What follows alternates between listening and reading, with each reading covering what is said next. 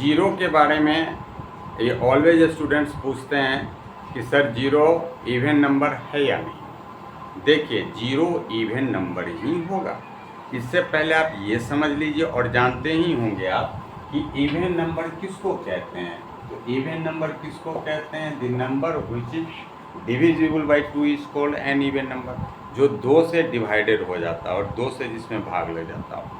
तो even number होने के लिए होना चाहिए कि एक तो वो integer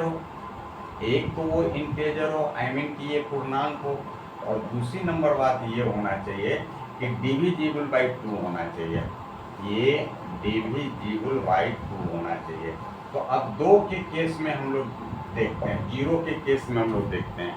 zero as you know it is an integer. आपको पता है ये क्या होता है? पूर्णांक होता है। तो एक क्राइटेरिया तो फुलफिल किया ये। दूसरा जीरो से डिवाइड करना हो, तो जीरो में अगर 2 से डिवाइड करते हैं रिजल्टेंट जीरो आता है, सुनने आता है ना। तो ये दोनों ही क्राइटेरिया को फुलफिल करता है, इसलिए certainly zero is an even number, zero sum संख्या होता है। अब देखिए जीरो सम, अब इसी के साथ साथ मैं एक चीज़ और बता देता हूँ।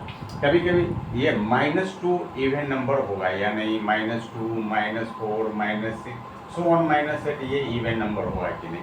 देखिए बिल्कुल इवन नंबर होगा, क्योंकि ये सभी इंटेजर्स भी हैं, ये पूर्णांक भी हैं, और ये 2 से डिवाइडेड भी हो जाएंगे बाई 2। आप देख सकते हैं ये 1 बार कटा, ये 2 बार कटा, ये 3 बार कटा, ये 4 बार कटा।